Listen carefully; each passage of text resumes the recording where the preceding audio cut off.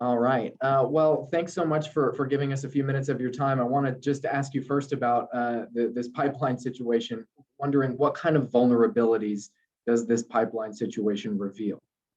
Yeah, it reveals that, especially since so much of our nation's infrastructure is owned by the private sector, where the federal government has not laid the pipeline, et cetera, it's a real wake-up call, I think, for not just those who are in infrastructure or in pipes or transmissions, but for all of us, that we've got to be on hyper alert for these ransomware attacks, for any hacking, and that we've got to have the best cyber quote hygiene, as they say, available, because this issue is not going away.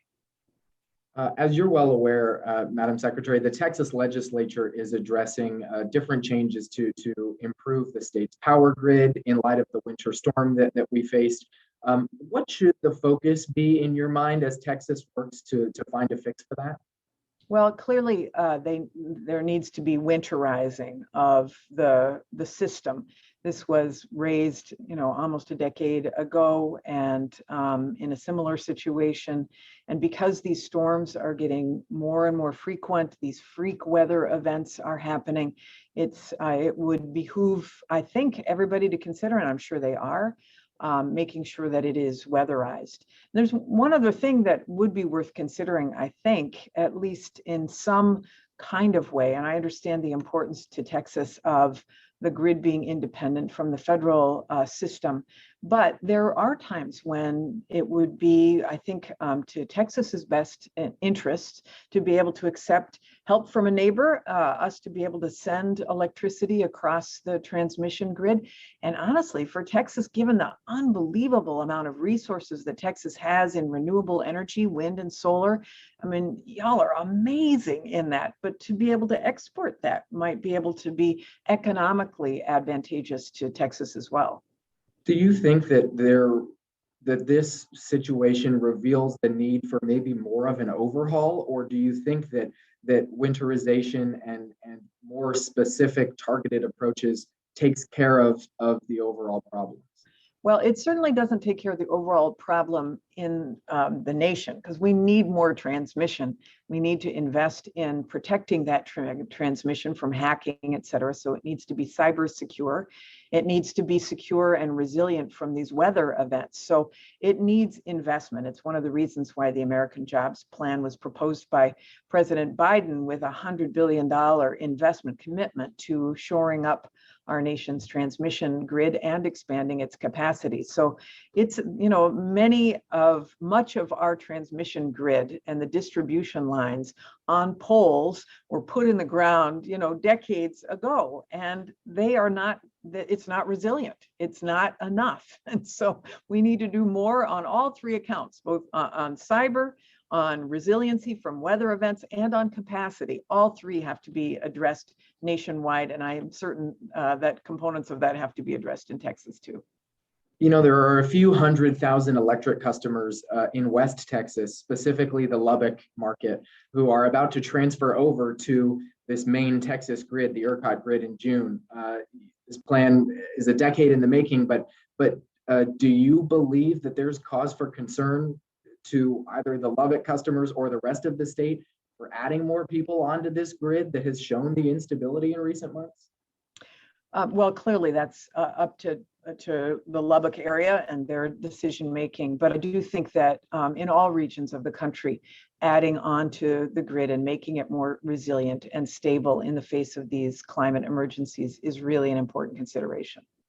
What lessons, going back to this February freeze, what lessons did this freeze teach you at the Department of Energy and your team? Well, I think one of the most important things is that we have to, not just in Texas, but everywhere, invest in the grid. We have to invest in making sure that we've got a grid that can sustain these weather events. Maybe that means in some cases undergrounding the wires to make them able to withstand some of these weather events. In some cases, that means ensure that there is weatherization on the grid. In some cases, we also had this hack called solar winds. So in some cases, it means, in all cases, it means that we have to be resilient from hackers. So all of those are all pieces of the lessons. We are seeing these infrastructure meltdowns across the country, whether it's in transmission or in roads and bridges. It's one of the reasons, again, why the administration is so focused on getting an infrastructure package in a bipartisan way through Congress, and hopeful that we'll be able to get there and announce something very soon. And what role does the oil and gas industry play, not just with your agency, but also in the Biden administration?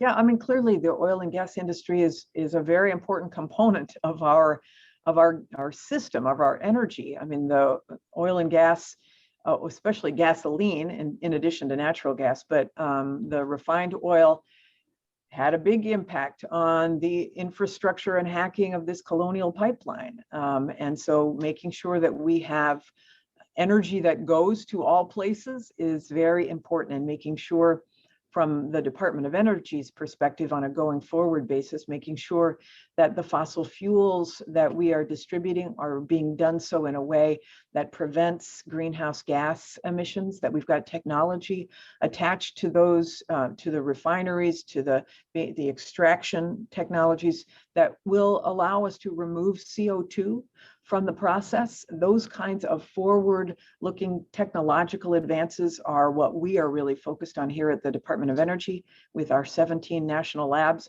all working toward the same goal of making sure that the United States ends up being net zero carbon emissions, net zero carbon pollution by the year 2050. Last one for you, and then I'll let you go, because I know you've got a lot on the plate this week. But I'm wondering, in Texas appreciates its independence from an energy standpoint, and from lots of other standpoints as it relates to the federal government. I'm wondering what your conversations have been like with Texas officials, whether that's local or state officials, about the state's energy infrastructure and the state's energy reliance, and what that relationship is between the Biden administration and the Texas energy. Yeah, we've talked with a number of your representatives, the members of Congress who represent Texas, and I think everybody wants to see Texas have a reliable grid, right? Everybody wants to make sure that your energy supply is secure and that it doesn't pose problems like we saw in February.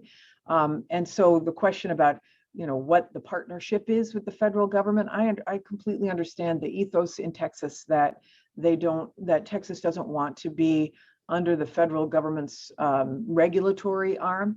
But I do think that there is a way to be able to allow the rest of the country to help in times of need. And as I mentioned before, the ability for Texas to be able to export clean energy to markets that desperately want it is something to consider anyway. And those are the conversations we've been having. Thank you so much for the time. I know things are crazy right now, so we really appreciate you spending a few minutes with us. You bet. Thanks so much. Thank you. Y'all take care, everybody. Really appreciate it. Bye-bye. Thank you, Wes. Bye.